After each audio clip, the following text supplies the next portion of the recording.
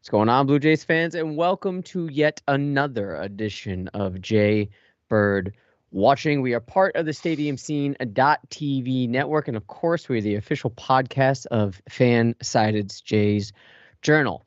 Tonight, we're going to talk about offensive struggles. We're going to talk about the middle of the series against the two-game series against the Cardinals.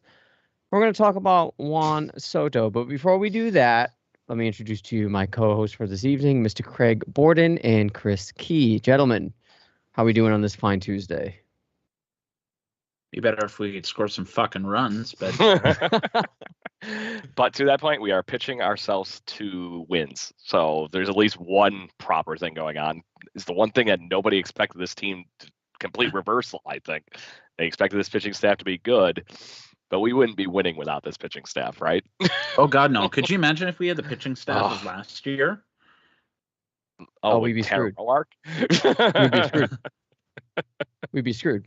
We'd be relying on Stripling to save the day, and maybe we still will. But anyway, so we gotta talk about the offensive struggles first, because this is obviously the number one thing on Blue Jays fans' minds right now. This is probably going to be the meat and peanut butter of this entire conversation. So let's just jump right in. You just said there, meat and peanut butter, man. Meat and peanut butter. Thought we were both American. What the hell is that? Oh, I don't combine the two. It just sounds there good. You go. It just sounds good. There it is. It sounds good. Over the course of the entire series versus the Mariners and the Reds, as well as the one game that we have covered, or rather seen, against the Cardinals, that's 7 games total. The Blue Jays have scored a total of 20 runs. This is approximately 3 runs per game. It's actually a little less than that, but let's just round it up to 3. I think it's 2.85. That's a bit below what we would have liked the average to be, but especially against teams like the Reds, where you think they'd be mashing against, but they simply did not, minus maybe 1 game. The Blue Jays have been struggling all season. Their offense have been, you can't classify it as anything else but anemic. They are batting an MLB low of 186 in runners in scoring position throughout the course of 41 games. They've only scored more than 10 runs just once this season, and that was on opening day. They have scored 3 or fewer runs in 24 of their 42 games, which includes Monday, and they are entering play. They entered play Monday, 28th among the 30 teams with a 78 weighted runs created plus in May. Vladdy is not helping the situation. His slash line is 235, 342, 309 in May with 1 home run with an OPS of 651. And this was a nice little nugget from Ben Nicholson-Smith. Aaron Judge has 11 home runs in this month, and the Blue Jays have 12. So this offense is just not getting it done. And there comes a point where you enter June when you think some changes need to be made, some shakeups need to happen. I don't know what it is. We saw early indications of this with some lineup changes. So let's just dive right in. Chris, I know the conversation of Dante coming back. You are the one that is skeptical of that for various reasons I'll let you get into. But what needs to be done in order to shape up this offense in order for it to be exactly what we anticipated them to be? It's kind of a loaded question, actually. We have all the time. Yeah, what needs to be done? Oh, man. We could start anywhere and go anywhere.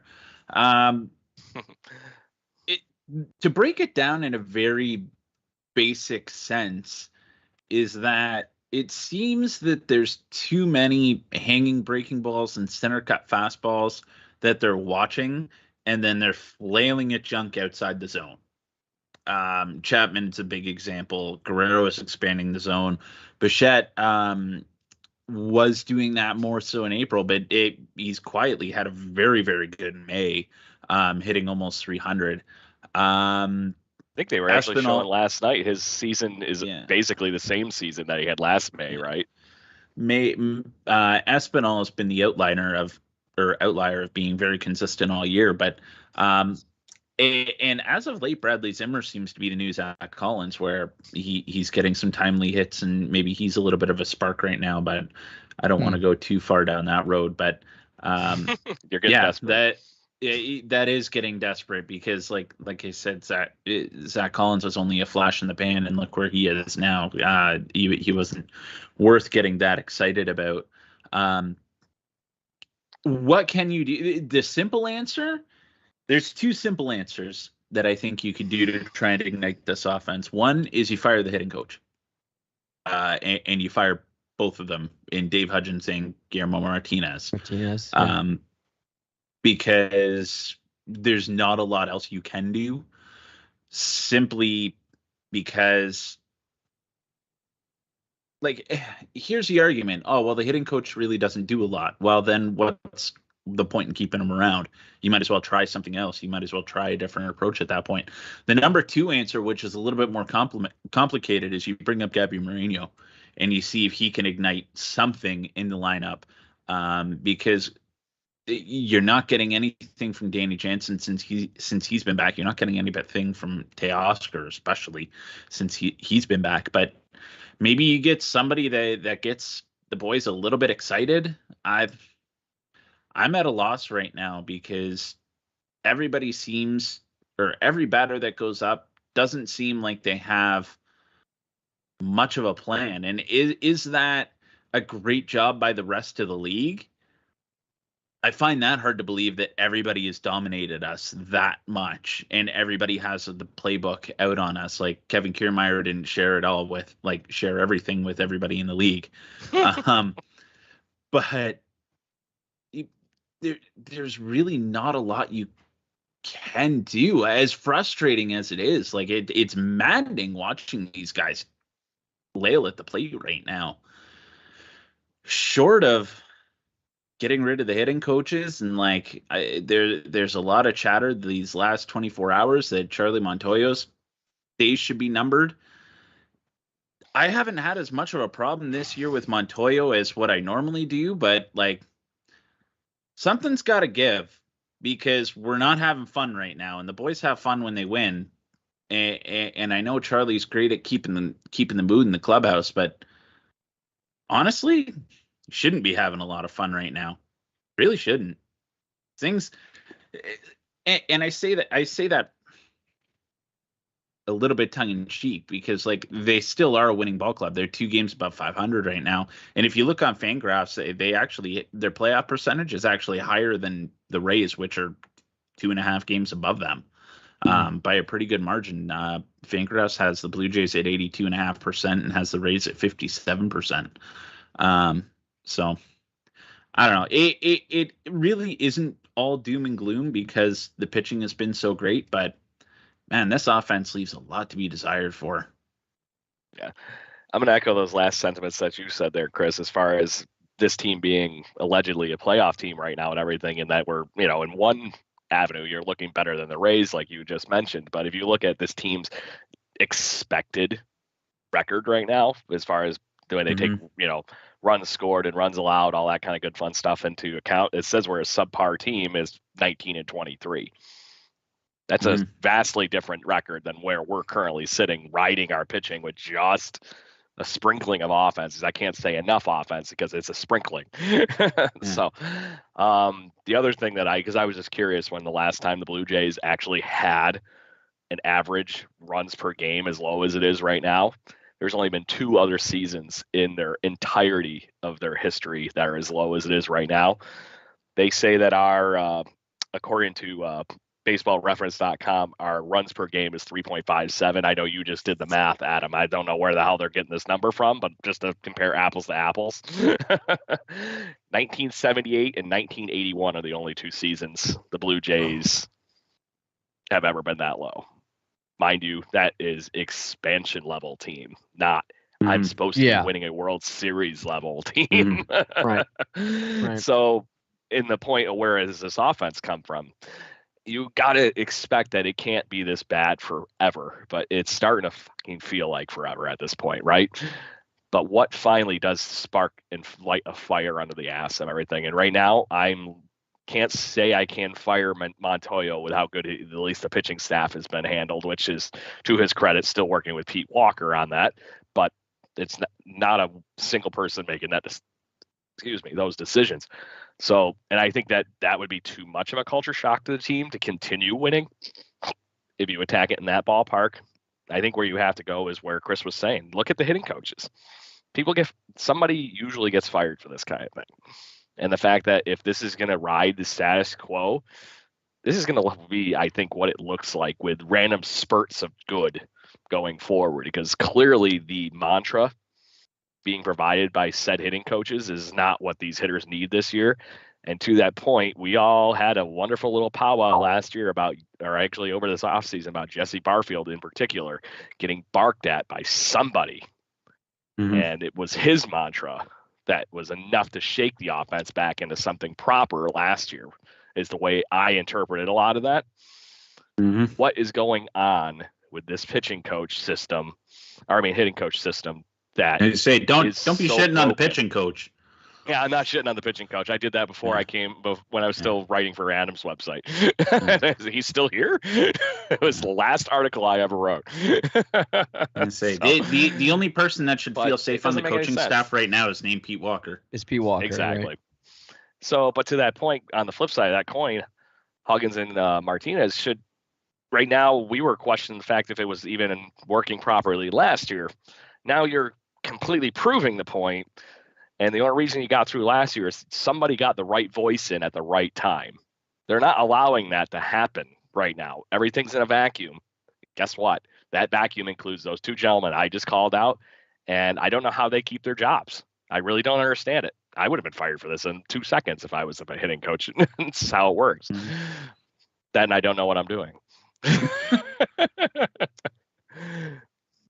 It just seems to me that there's Chris, you touched on it pretty much on the nose right in the beginning. The problem I'm seeing is that they're swinging at a lot of shit that's way off the plate, and they're being, for lack of a better term to put it, they're being neutered when it comes to their offensive production. I agree. I don't know if this is a hitting philosophy that is being implemented, that they've rev the engines up so much that they're encouraging them to just swing at everything because eventually you're going to make contact. And if that is the case, I'd imagine it wouldn't be, or rather I hope it wouldn't be, because if that's the case, that person needs to be fired immediately. There is such thing as plate discipline, and you sort of saw it last night. What was it? 2 runs on walks last night. This team, shouldn't be scoring runs on walks. Yeah, you shouldn't be relying on walks to be scoring runs. And I'm just checking out the stats right now. I want to see where they rank in walks, because I bet you it's ridiculously low. I still don't think it's anywhere near as good as where you would think that if things were working. They are tied at the 6th worst in terms of walks, so the 6th fewest in terms of all 30 teams, with 117 walks compared to the Dodgers 178. Which is hilarious, because the reason the Dodgers aren't walking is because the Dodgers are raking. Yeah, but they have case in point, way more walks than we do, right? And you're looking at the hitting disparity right now. Like right now, the Mets, who lead the league with hits, have 383, and if we're gonna go American League, the Angels have 353. The Blue Jays are the 7th worst with only 315. So they're not making contact. Our best hitter right now is a guy that wasn't a full-time player last year. Yeah, and thank God he is right now, right? And he got bumped up to 2nd in the order. I like that, by the way. I do. Look, I don't know what else to do besides maybe make a trade to balance out the lineup. This team is in desperate need of a lefty hitter. That doesn't necessarily solve the issues of chasing, because just because you implement a left-handed hitter in the lineup doesn't mean they're going to stop swinging at shitty pitches. But at the same time, a balanced approach might start to get the gears going, and maybe a different philosophy in general on what pitches to swing at and what pitches to take would be beneficial. I'm looking at specifically Bo Bichette, who just seems to go at the first pitch. He'll swing at almost anything. And I need to see that trend change. The only person that I don't really mind swinging at everything, and I'm using this carefully, is Vladdy, just because of the lineage. But it's yet to be seen if he can replicate what his father used to do. But I don't know. Hey, Oscar, just to go on what you just said, Adam, Sure. I'm going to try and find what the exact number is, but Teoscar is like a 420 hitter or something when swinging at the first pitch over his career. Oh, really? And he's not swinging at the first pitch right now, which is scary. No, but Bo is doing it all the time. Oh, Bo does it all the time. Yeah. All the time, and it doesn't Bo matter knows where first it is. pitch. Yeah, and I don't know. I think that this team is riding on the fact that they're supposed to be this offensive juggernaut, so they maybe assume that anything they swing at, they're going to make contact with, and they're going to mash. But that's just not the case. I'm specifically but to that looking point, at. I think it can be that. I don't know. Philosophy of where you're going right there. It's what is the philosophy that makes that happen? And last year when they were playing well, they were hitting the first pitch. Be aggressive. Right now, it's almost like they're sitting on the heels waiting for the game to come to them. They got to be aggressive if the pitch is in the zone. They can't be aggressive with sliders, trailing to the outside. 30 feet outside. Yeah, and that's what's happening. That was Teoscar last night. I'm looking at a player like Matt Chapman, and I feel like Matt Chapman gets a pretty bad rep. But yes, his K rate is terrible. It's like his K percentage is at 18, his whip percentage is at 14. I'm looking at his average exit velocity is at 92. His max exit velocity is 88. His hard hit percentage is 97. He's making contact. It's there. It's just when I look at a guy like Matt Chapman, I'm looking at a person that's primed and ready for a breakout. It just hasn't connected yet, and I don't know if that has anything to do with the hip injury. Maybe he's still healing, or rather trying to gather up his form. But the rest of the team has no excuse. Maybe you can make an argument for Teoscar, and maybe you can make an argument for Jansen. Maybe. But Vladdy, Bo, Espinal's been really good. I think he's leading the league in WAR for second baseman. Yes. Well, our batting average just went down more with our runners in scoring position, which was a mere .179. Just to say, we're not even batting the Mendoza line with runners in scoring position. Yes. Before that at bat terrible. With Bo Bichette, right now we are batting .179 with runners in scoring position. Yeah, it's terrible. So I don't know. I think if they're not, I find it hard to believe that they haven't implemented a sort of change of philosophy yet, and the players just aren't adopting to it.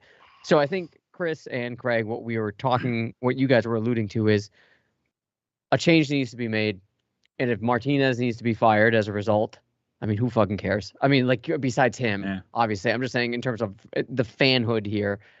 Yeah. Hitting coaches come and go. Who cares? Can I ask you guys a really, really stupid question? I hate even bringing this up. I reserved this for me, but go ahead. Bradley Zimmer led off, I can't remember what inning it was last night. I want to say the fourth or fifth, maybe. Hit that double, right? He hit a double. Yeah. He led off with a double. And I realized that he was hitting at the bottom of the order, and then Springer was up. When you're desperate to score runs and you get a leadoff single, do you start getting a bunt down to get that guy to third? No, not if you're Springer. He's probably the best hitter on the team right now. I'm not doing it. I'm not. Would you do it to Teoscar then? Yes. Right now, maybe yes. I would not do it. Holy shit, we're gonna score a run. I changed the channel for 2 seconds. Holy crap! Look at that. Scored a run in the first inning. It was basically a fielder's choice. Now, mind you, we shouldn't have, because it was kind of a crappy ground ball that just got into the hole enough. But we did score a run in the first inning. Scored a run. Dermo, your ass is saved for 5 minutes. To that point, it was a fielder's choice level ground ball up the middle at Edmund dove for, and it's just he beat it out. I'm not necessarily concerned with lineups and whatever and strategic moves like laying down bunts. I'm more concerned with where this offense is heading as a whole and their inability to score runs in scoring position, just in general, just making contact. It's just not happening, especially with players that ought to be making contact that we rely on. I just don't know what to do. And I don't know if Chris, I'll put it on a tee for you. Everyone's saying Dante Bichette, our fellow co-host who's not with us because he's in Ryu rehab again. That being Brennan, is saying Dante Bichette. I'm I'm just going to say the quiet part out loud. I think it's a vaccination issue. I know a lot of people say that he's just enjoying retirement, but this is the guy that, loved being around the kids and loved sharing his knowledge. I honestly think it's a vaccination issue. I have no proof. I have nothing to ever, was said, nothing to give me evidence of this, but why not be part of a job that you said you loved and help this team? I'm wondering how much he was part of that Barfield thing. Even though he was employed, he was stepping on somebody's toes. I'm going to tell you something right now. Hold on. So I saw this interesting Reddit post. It was Sorry to interrupt. No, it's fine. It was a before Dante, after Dante. So as bad as the Blue Jays offense looks right now, they struggled just as badly back in August of 21. Then Dante Bichette rejoined the team, talked to the boys about their approach, and the team went on its greatest heater of the season. And this is back in August. So from that was August the same 20th, time frame that Barfield said he was involved too, though. So from August 20th to the 31st, they scored more than 3 runs just 2 times. Then Dante Bichette, who had been away from the team all season, rejoined the club, and they went on a massive tear. So yes, just saying. What do you think, Chris? Where's your head at with Dante? I'm in the same boat as you, Adam. I think it's probably a vaccination issue. I think at first him stepping away is probably because there's basically a gag order between him and Bo during the offseason when the lockout was going, right? They couldn't even could you imagine that? He was employed by the team. Because you're employed by the team, you can't talk to your kid. Fuck that. Right. But especially when they're used to calling each other every night, right? Yeah, you talk about things and obviously they both enjoy it. If Dante has a way to get through to these kids and it seems especially Bo has kind of turned it on since that Tampa Bay series where we know that Dante was there and there are probably some one-on-one conversations being had or maybe some cage moments somewhere away from the ballpark where Dante was helping or something. Something's working for him right now, and I'm damn near willing to bet it was his old man. If there's some way somehow that you can get him on your side, fuck, I'm willing to try anything at this point. I'm really willing to try anything, and what's the bare minimum? The guy's set for money, right? So it's probably not going to be one of those things that you got to just dump a whack load of money in front of him and, okay, I'll sit there and get my shots, right? Because still, it would be another 30 days or so before he could get a second one when he could rejoin the team in Toronto, right? Because he'd have to be fully vaccinated to get across the border. So, yeah, I don't think it's so cut and dry to get Dante back, but I don't know if you got a long road trip or something, you want to bring him in for 10 days or whatever it's going to be that they're on a long, I don't know if they have a long road trip coming up or something, but if there's a point where you could get them on the road with you, they have, in June next, in 2 weeks, they're in Kansas City for 3 days and then Detroit for 3 days with an off day in there. I don't know. Maybe you bring them on the road with you and just say, hey, can you just figure our shit out because we don't have a clue. I don't fresh look. Yeah. I don't know. They got to find something.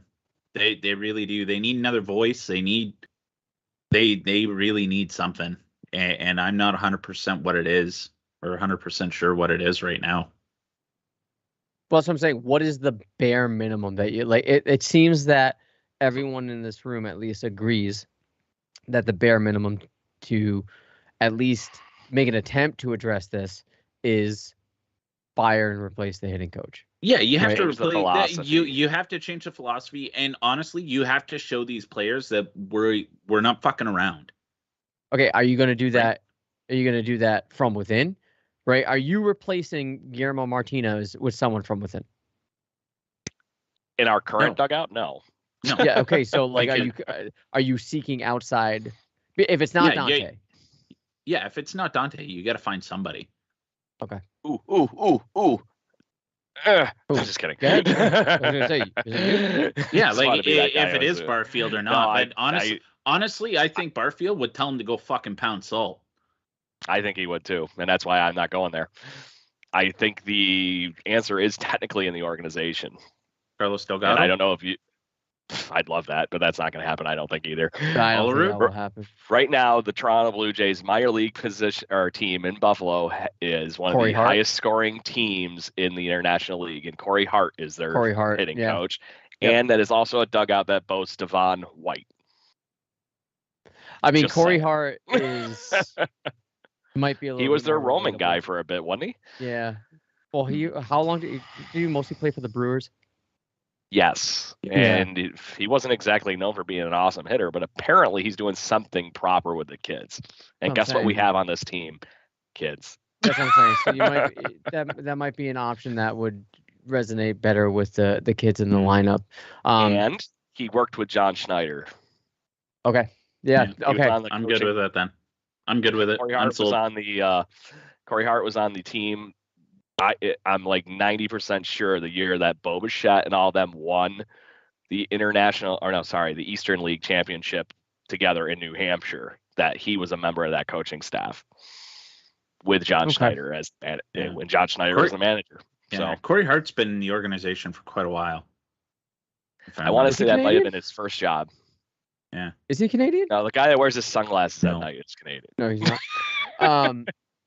So I touching that's the other guy. On this, I do want to touch on the fact that I do not think this is a Charlie Montoyo problem. Like, obviously, it ultimately falls down on him, but much like last season, I'm the first one to criticize Charlie Montoyo, and to this day, I still think he's a bridge manager. I don't think he's the manager of this future. I'm not even confident that this team can win a World Series with him, but I like to be proven wrong.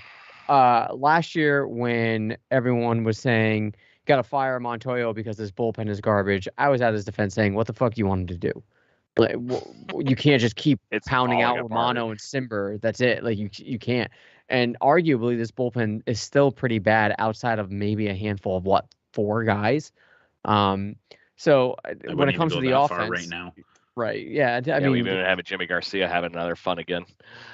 I mean, Baraki did get himself out of a jam, but it wasn't, a pretty outing. How on the edge of your seat were you? I mean, yeah. Especially with getting yourself out of a jam doesn't mean giving up a walk-off grand slam. He didn't. Baraki didn't. That wasn't Baraki. Oh, that wasn't Baraki. Jesus. No. Yeah, no. That was let's Phelps. throw Julian Merriweather. Yeah. Julian Merriweather barely got out of it, then Phelps. Yep. No, Merriweather I think tied up the game. Correct. Yeah. And Phelps gave it up. But Phelps gave it up. You can't blame Montoyo for this. You can't. You can't blame Montoyo. No, you can't. The offensive struggles are not his fault. You don't have a lot of basis to your argument, but True. I'm willing to do it. Cito Gas is like the only manager on the face of the planet, I think, in Major League Baseball history that replaced a manager at some point in the season and then took a team to the playoffs. He's like, if not, he's one of count him on one hand in Major League managers. They're not going to fire Montoyo right now. They're going to do something like this to either shake up the roster to the point where they get that guy like you were talking about, Adam, that catalyst, the bat to be able to do this, change up the coach in the hitting position. And then after this season, guess what? If this team continues to suck to fuck, then you're going to be firing Charlie Montoyo. Just saying. You have to. Okay, so look, too many expectations for this team to be doing what we're doing right now, and they have to do something. Let's talk about this then. Let's bring it to what we can do to mitigate these issues by bringing in someone from the outside. So apparently Juan Soto. Well, we can talk Juan Soto, but I also want to do some preliminary talks about Bell. Apparently, Josh Bell's name has been thrown out there as, I think he's a switch hitter actually. He is. And so the Nationals are in sell mode, and I guess Josh Bell is a name that's out there. So we primarily would like him to be a left-handed batter. Craig, he's not a bad player, but is he the answer?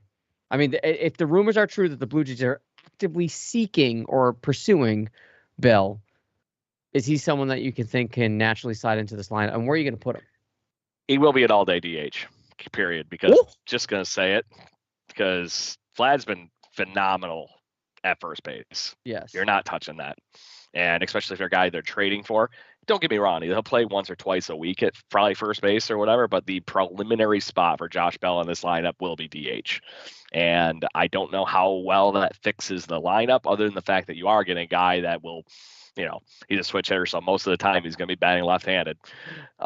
Is going to weigh out the lineup, and he's somebody that brings some hella pop that you can put in there with, hopefully, Vlad, Teoscar in that 3, 4, 5 spot, and it will be something that will help ignite, hopefully, the offense. Is Josh Bell the complete answer to where I think the offense needs to go? Because he ain't going to be cheap. So I'm pretty sure he's signed up with the Nationals for a whole another season.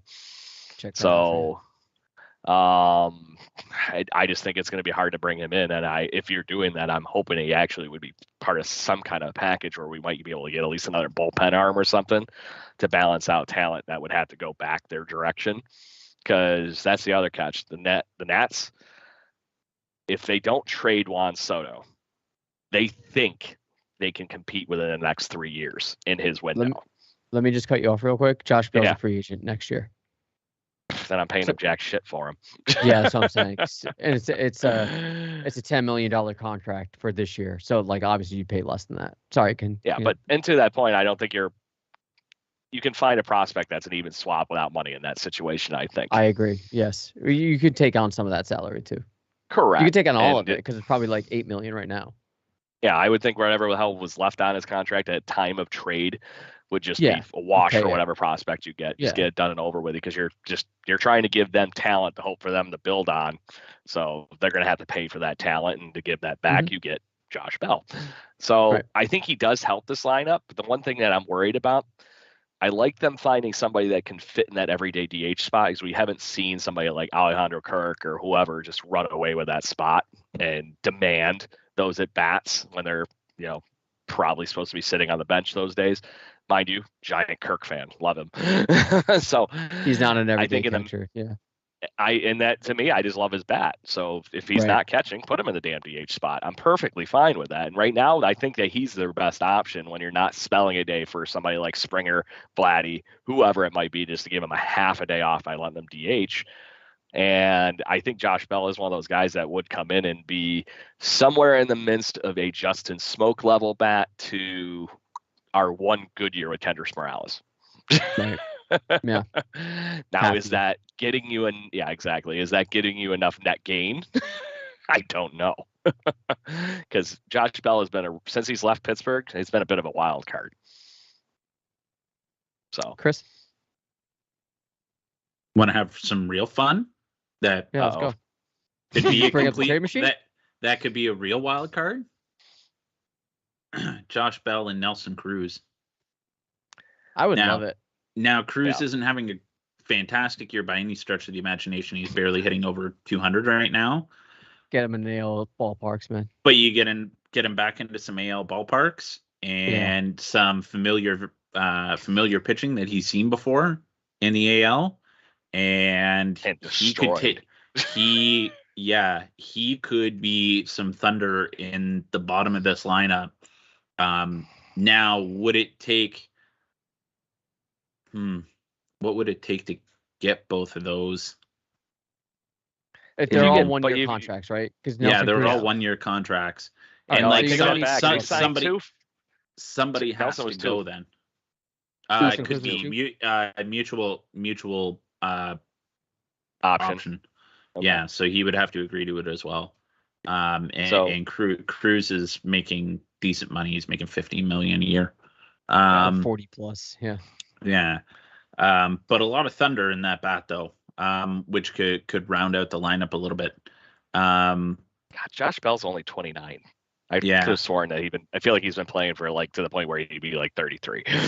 I feel like you could get Josh Bell, Nelson Cruz, and throw Juan in Soto. and a bullpen arm for Gurriel and a prospect. And to that point, you're probably going to be giving him somebody like that. Well, at this point, let's say you're going to do this move, get this bat, you trade a catcher, and then you bring up Moreno at the same time. Yeah, I wouldn't mind moving off of Kirk at this point. If it's like Kirk, if you would do, I don't know that I'd part with Lourdes. See, the thing is, like you're I don't think clogging they're up going to your want to DH catch her. spot. Period. Well- So if you well, get yeah. Bell and Cruz, you have Bell becomes a part-time player. Well, Because Bell can play the outfield, can he not? He did, but I wouldn't thought he was trust primarily it. Would be the first best base. thing. Do you I'm really pulling it. trust Gurriel out there, though? More than some guy that doesn't play out there at all. I mean, you can just, I guess you could spell it then, right? You can spell the days that you need him in the outfield. You have Lourdes sit, and then you have. It's just it seems complicated because Nelson Cruz would 100% be your everyday DH or majority of the time DH. He's not right. Yeah, he's not getting off that spot. So he's played a handful of games in the outfield over the last 4 seasons. And I have emphasis like on handful, 26 primarily total over where 3 seasons. Right. Do you know where? Right. Right Okay. field. So yeah, I'm 17 games in right field over 2 seasons. Yeah, I'd rather have Gurriel there than, sorry, in left. Yeah. He is primarily a first baseman. 637 starts in his major league career at first base. Mm-hmm. And to that point, he's not a slouch over at first base, but I'm just sorry to say that Vlad is looking like he could be a Gold Glover at first base, so I'm not, moving him. So where again, Chris, back to your point, what realistic trade package are we looking at? Let's just say, for the sake of argument, that let's get wild and say Nelson Cruz and Josh Bell. It would have to be both of them, and like, do they have any good relievers? They're both rentals. Yeah, they're both rentals, but like, do they have any good relievers you could throw in there too? Searching. Yeah. Like enhance. Yeah. The only one, like, I've heard of Cishek.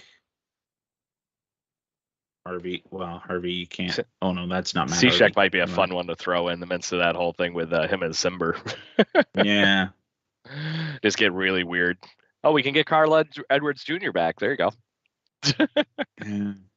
Ew. I don't really know a lot of names that jump out from their bullpen. Aaron Sanchez. I doubt maybe. they would trade him, but this Paolo Espino is pretty good, but he's also older, I guess. I don't know. He's been on. I don't care a few if good you're. seasons. Yeah, I don't care if you're old or not for the bullpen.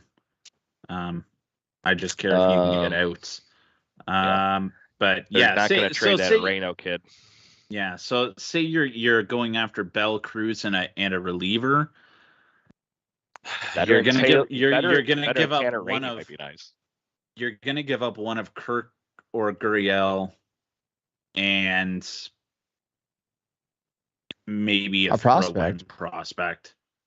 Yeah, I'm not giving up Pearson in that situation. No. I wouldn't give up Pearson in that trade. Hell no. I don't it's even. a team that liked Riley Adams last year for one guy. Yeah, that's what I'm saying. We got Brad. We got Brad Hand. So, and I don't see that as much of a different upgrade. You're going to need somebody that's a little bit higher ceiling than Riley Adams to pull the trigger on just Josh Bell, I think. Well, that's why I'm saying Gurriel probably gets them raising an eyebrow at both of them. I just don't know what you do with them both. I would love to have both those bats, but unless you're giving up, you can't put Nelson Cruz out in the outfield all day every day. No, you have Tapia for left field. You would have to make Tapia your primary left fielder, which I'm uncomfortable with. Yeah. So can we just get to the real trade bait? All right, let's talk about Juan Soto, because to me, like, apparently the Blue Jays are in on him, as well as the Padres, or at least they are going to be eagerly pursuing him should the Nationals pull the trigger on making him available.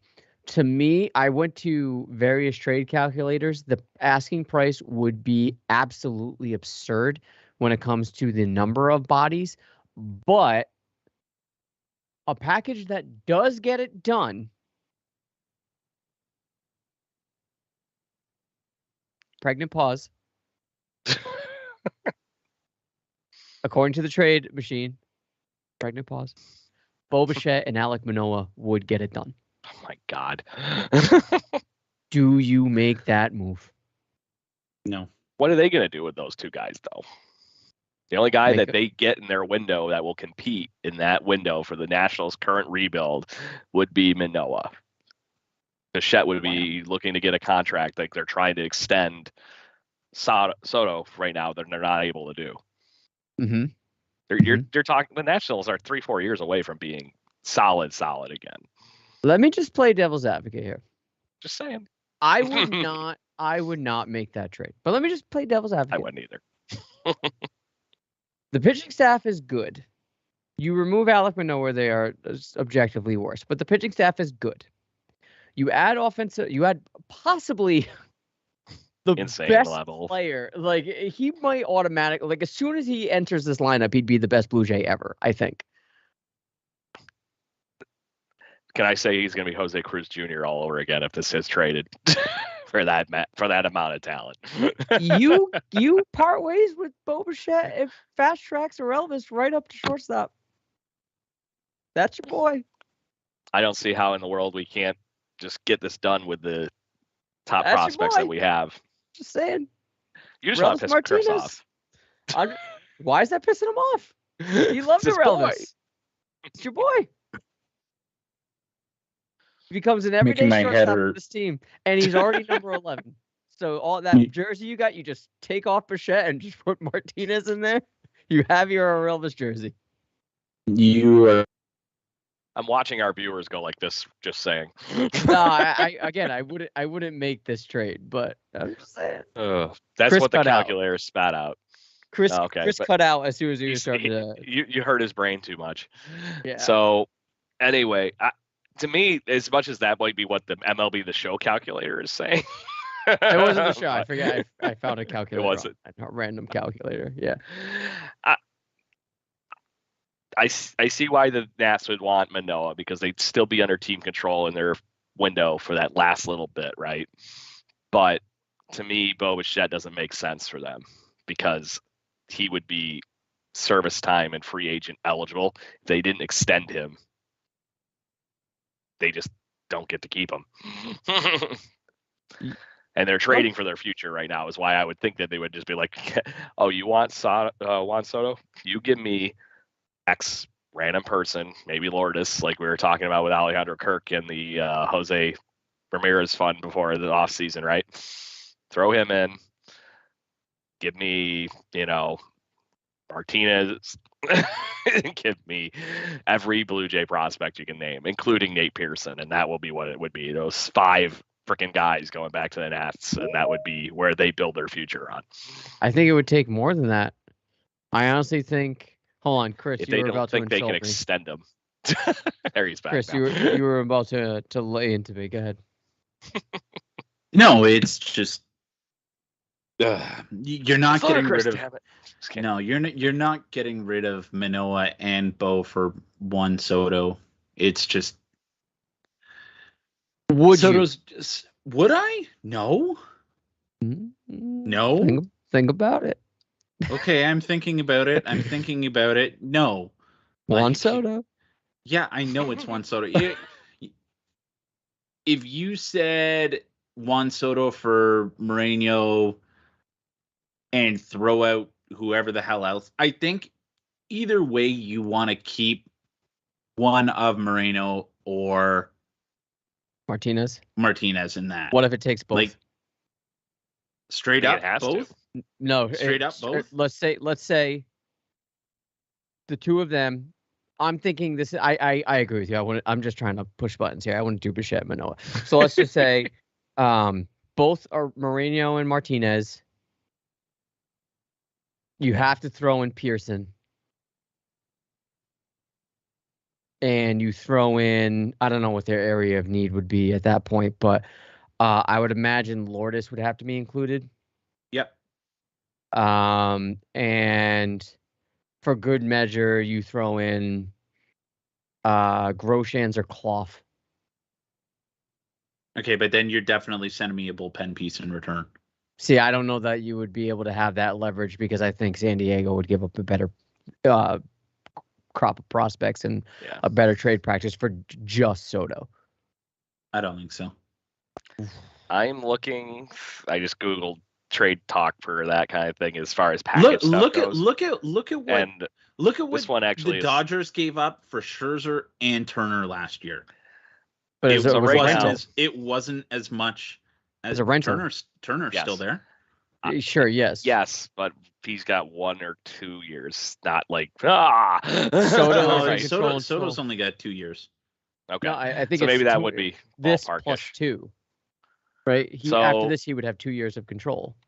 The 2 trades that I found that actually came I- out very similar to where you're going, Chris, Yeah. was when the Dodgers originally traded for Mookie Betts from the Red Sox, and then the most recent one that they are comparing that would need to happen is the Matt Olson level trade, because it's Matt Olson plus is what they're comparing it. Dude, So heads up. Not to interrupt both of you. He's got 2 more years of ARB. Yeah. yeah. And So then he's good. 2025 he's a Yeah. he's a free agent. I credit this Sports Illustrated Unrestricted. article I just found, but they were saying if you were trying to find get the guys of those 2 trades, the equivalents in the Toronto Blue Jays current landscape of prospects and talent, that it would take possibly a major leaguer or 3 top prospects and a couple of throw-in guys. So they call you're- out having to trade Moreno, Moreno. Martinez, Groshans, and they have a laundry list of Blue Jays pitchers that say pick 2. Yeah, in their I minor say all system. day. Let's go. Okay, Where do I do sign? it. Where Do do I it. sign? Do it. 100%. Where do I And to sign? that, I agree with you. Even if it took the fucking 6 prospects going back, Okay. do it. because the catch on that whole thing is if you keep the major league piece integrity, great. Soto plays the outfield one day. Springer plays frickin' DH one day. Okay, Lourdes plays over here one day, and then DH is another, and you just keep going like this with those 4 guys. Well, the thing is with that is you only have one center fielder. Then One real true center fielder. yeah, yes. like You're not Teoscar going to lose could do Tapia it. on your Yeah.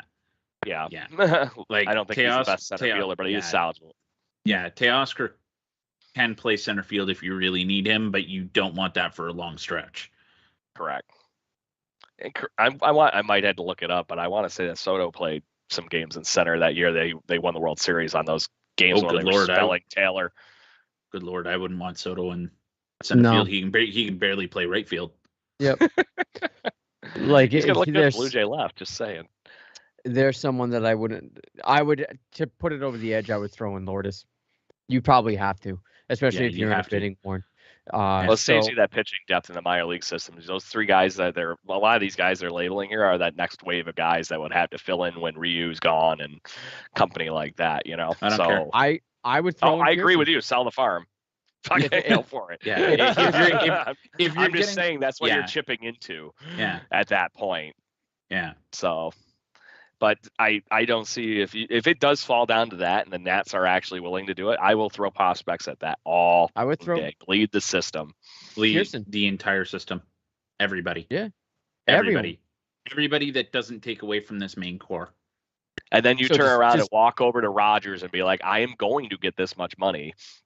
You are going to extend it would- Soto, Vlad, and whoever the fuck you want. Sign on the dotted line. I wouldn't even I care. don't care if I wouldn't. Yeah, I don't care if I wouldn't because you have 2 years of I arbitration. get You have this year, next year, and 2024 to win it all. Correct.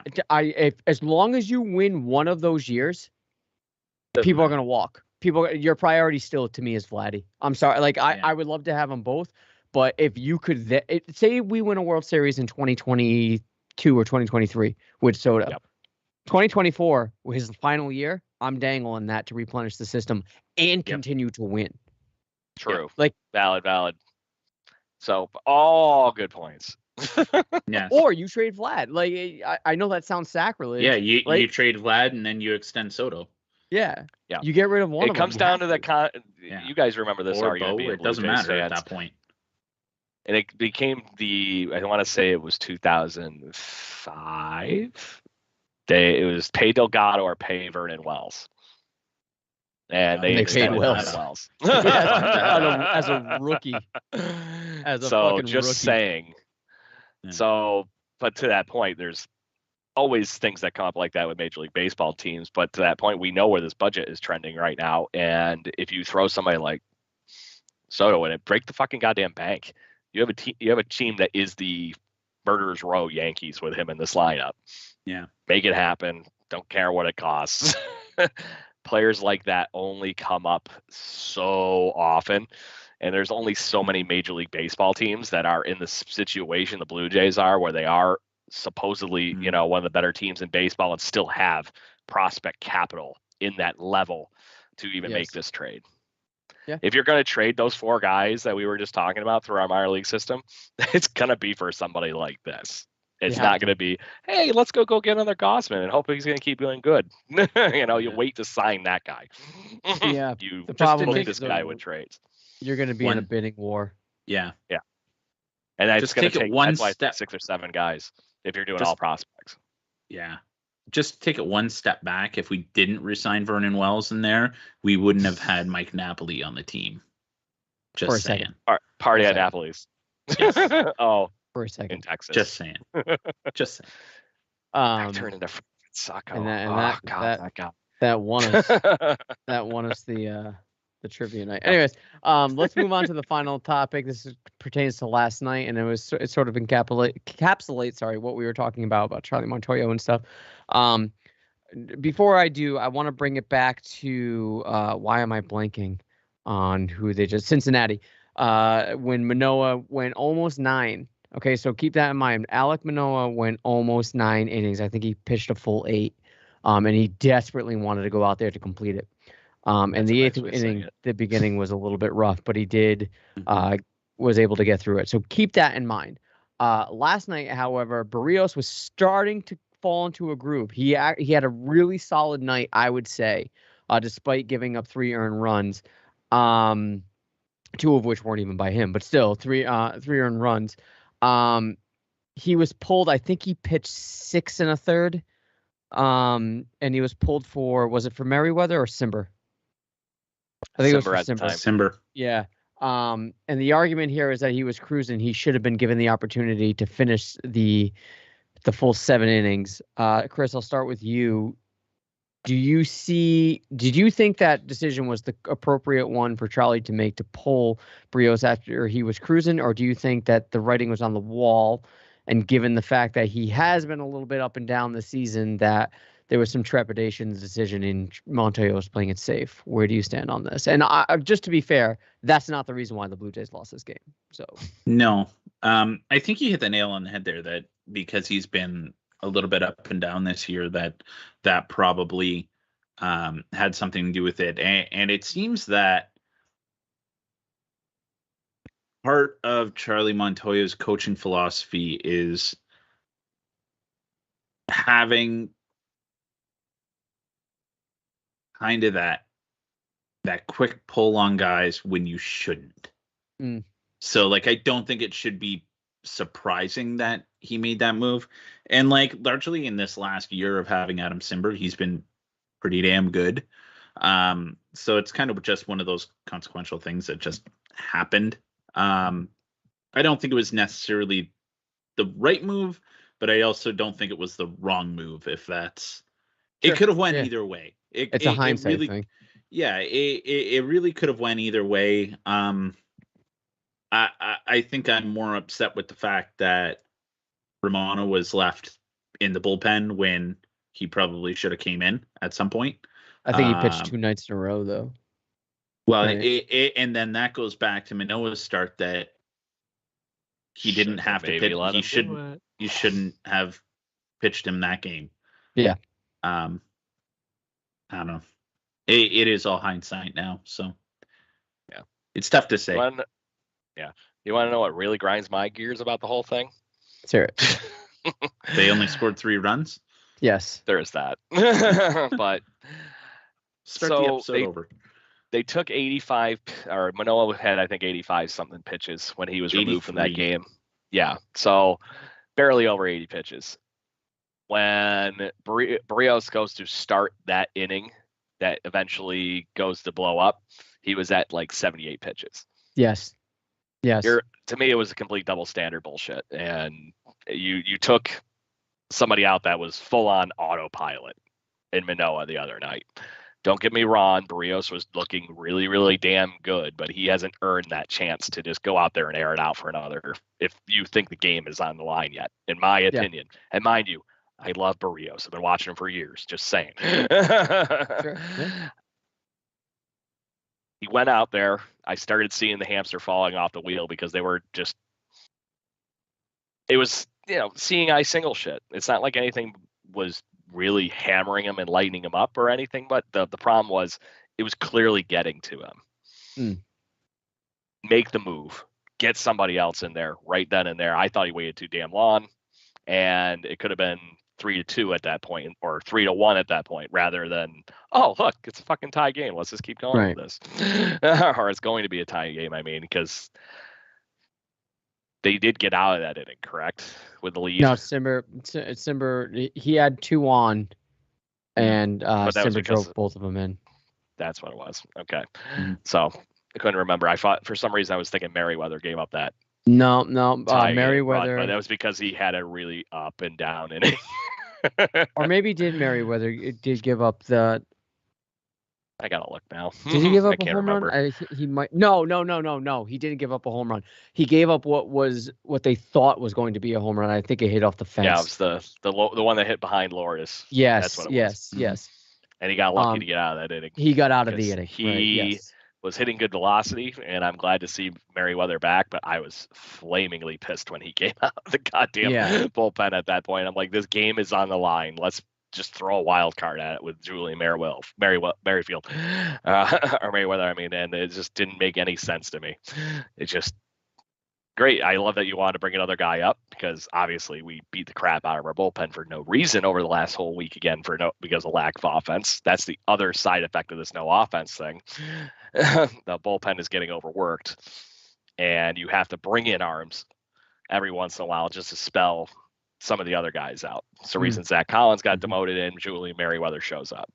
So it was just rough. And like I said, I think it was one of those things that it was double standardish between Manoah and Barrios. And I'm sorry to say right now, Manoah is the ace. Kevin Gausman is the ace. The two of them should be getting any of that kind of stuff. Hey, you have the chance to run and give the bullpen a day off. Fucking do it. It just seemed really weird to me. I don't know. It was a chance. He should have at least been given a chance to go out there and see if he could get it done in freaking 10 pitches. That's he goes out there and gives up a single, you pull him. Exactly. Yes. There was nothing lost in it other than a little time. And then with how everything's been bullshit lately and we can't score runs, it wasn't different with having a guy start the inning on first base versus having a guy like last night start at second with the extra innings. So is what it is, but it just seemed odd to me and poorly managed at that point, because that was the difference between having, especially last night, having Romano ready to go out and actually close that game out with the lead. And also, Romano shaved his entire face, and I'm just not. I know, what the hell was that? He looks like a child. Yeah, you need to bring that stash, bro. Bring it back. I think it was because it was Military Appreciation Week. Okay. Or weekend, fair. That he was like, you know what, just armed forces, yeah. Streamlined. I only bring this up is because I do think that when you pay someone the amount of money that they paid Barrios, you give them the latitude. And I know it's been a little, like I said, trepidatious with him when it comes to his outings and stuff, especially heading from game 1 on. But you give that guy the nod to be your opening day starter. You should give him a little bit of latitude, especially on the road in these games that are sort of must win. And your bullpen has been shaky, relying on the same arms and whatnot. If you're not going to do that, then I think you have to, hindsight being what it is, you got to let Manoah go a full 9. I don't remember when the last time a Blue Jays pitcher did a complete game. I don't know. That many pitches. It didn't make any sense. He should have just went the whole. He wanted to, and they showed him in the dugout. He wanted to go all the way, and I think they should have let him, but they didn't. And it's a story for another day. But all right, let's end it here. Let's head into picks to click and predictions. Craig, do we have a full slate of picks to click? Do we have anything that we had to settle from last week? What's the deal? Yeah, we need to settle that it was basically Gausman or Springer from the week before, which would have definitely ended. Springer. It's definitely Springer. Yeah. Okay, so that means Brendan, even in his absence, picks up another win. That's his first of the season. So boom, he's on the board. There you go. All right. So then last week, I had Kikuchi. Chris, you had Springer. Continuing with the Springer trend, he's been basically picked every week at this point, which is shocking. Adam, you had Bo Bichette, and Brendan had Chapman. Oh, he doesn't win. Chapman does not win. There it is. It was cross Bo, Springer, and Kikuchi. Not necessarily in that order. I wouldn't do Kikuchi. I wouldn't say. I mean, like, it was a little bit rough in comparison to his previous starts. Still only gave up 2 runs. Yeah, I know. Yeah. I agree with you that it didn't look. If good, I remember but correctly, compared to everything else with those two. His first inning was rough, if I remember correctly. To that point, Bo Bichette had the 2 home run game. I'm kind of feeling like I got to vote for Bo Bichette in the midst of swagger. With swagger too. Yeah, I was just trying to look at Bo's last 7, and I think it's through the series in Cincinnati. He probably out of those 3. Maybe this is the whole problem with the Blue Jays offense, guys. We can't pick good picks to click. Yeah. So, remember when Vladdy was the cheat code? Yeah. So we go on with Bo for Mr. Corsair then? I'm with it. Oh, sorry. I should have told you that it was not the pick, Chris. Otherwise, you wouldn't vote for him now. Well, it's got to be Chapman now. No, it's going to be Bo. All right. So Adam takes the lead, breaks the tie with you, Chris. Now with 3 wins for the season. Chris, you have 2. Brendan and I bring out the basement with 1 each. I got to stop picking relievers. Is my thing. Yeah, and at least that might help you. At least Brendan's on the board. All right, so I'll go first then, since I won. I'm gonna go Espinal, Santiago. Okay, I gotta find more paper. I'm running out of space, man. It's only 7 weeks in. Jeez. Chris, what say ye? I'm just trying. Who is really overdue for a heater? Like the whole damn team, to be honest. Vladdy, man. Vladdy's way overdue. Yeah, I can't pick Vlad, though. That's the thing. I think anybody's allowed to pick anybody Yeah, at this I point. think we can lift the cheat code rule. I've been trying to get you guys to do that for 2 weeks. Yeah. We can lift it. Chris is like, I'm taking this sucking tie back. We're a little lead. I'm calling the Vlad. No. I'm not going to take Vlad. I don't see anything in his game that suggests that. As he just hits a home run. No, I'm kidding. I was just going to say, fuck off. And he is up. I know. And it's foul. Yeah. Who are we playing? We're playing Anaheim, right? Anaheim and Chicago. Chicago. Oh, sorry. Gretzky's in St. Louis. Interesting. Yep. Fuck it, Gurriel. Lourdes. Praise the Lourdes. just a horrible idea, but Bats be with you. Yeah. Yeah. All right, so does that mean Brendan gets his pencil in, or did he give us a pick? His pencil's Ryu? Yeah. He'll get. Yeah, no, give him Ryu. Sorry, Brendan. Happy wedding. Happy wedding. Here's your good 2 weeks off. Yeah. We got you a gift. You get Rio for 2 weeks. Yep. It's gonna go out there, throw 8 shutout innings. And we're all gonna be cursing. Yeah. Could be worse. I could be off and it'd be Kevin. Yeah. Valid. Do we just take what he does in Buffalo at that point? I guess. So, did they announce who's going to pitch tomorrow yet? I can find out. It would be Ryu, would it not? You would assume, unless he needs an extra day's rest. Yeah, he's on there. Yeah. And then they got Manoah. So, but it's only a short week too because they're playing only 3 games against Anaheim, right? No, they're playing 4. I think they're playing 4. Yep, they're playing 4. They're playing 4.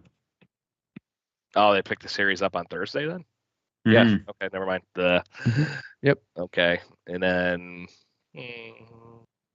yeah. You know what? Fuck it. You lifted the Vlad code. I'm just gonna go with Vlad just to be that guy. Just take it. Yeah. You have to at this point. So there you go.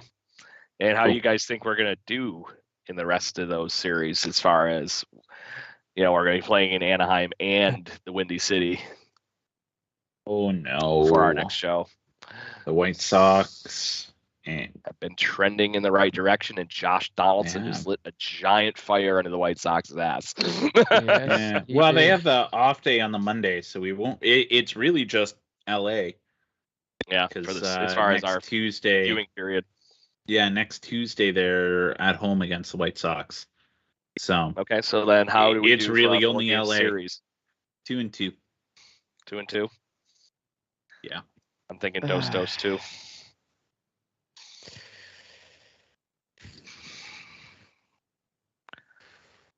Maybe a little California A gets the Blue Jays moving.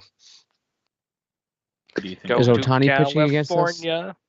Is Trying Ohtani? to wake We up don't know. the bats. I hope so. So we got Ryu, Bring Manoa, runs to the Blue Jays. Kikuchi, Barrios, all on the road. One of which is a getaway game on Sunday. Oh God, Saturday night at 10. Jesus, Wake the fuck up, dude. you can tell I'm a dad. I'm gonna go up 1-3. drinking. Ooh, Ouch, guy. yeah. I think it's the first time I've or anyone here has predicted a losing series. Oh no, I That said once. that they were getting swept in Tampa. There you go. You're right. Okay, 1-3. Yeah. Maybe that Rough times, flips guy. it around. Yeah. All right. Good fun. But yes, that Well- would be a fix to click and the frowny face to end the show on. But to that point, apparently we might have a guest next week in Brennan's absence, seeing, West is just, I was kidding. He was given the wrong date. That was just a No, I gave miscommunication. him the right date. He just didn't look the message clear enough. Calendars suck. Yeah. But All to that right, point, if so- you're listening, Wes, sometime.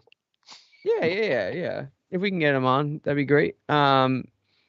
Let's wrap it up here. So if you like what you've heard, please give us a subscription, whether you're listening to us on Apple Podcasts, Spotify, Google Podcasts, wherever you get your podcast fix from. We'd appreciate the subscription. Leave a 5-star review if you are so inclined. If you'd like to visually listen to the show, see what I did there?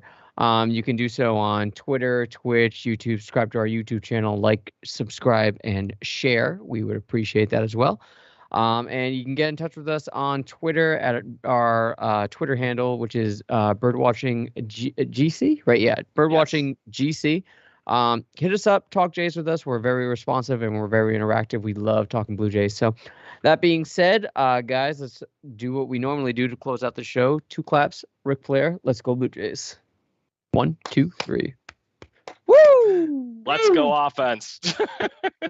Bring it on. Let's go.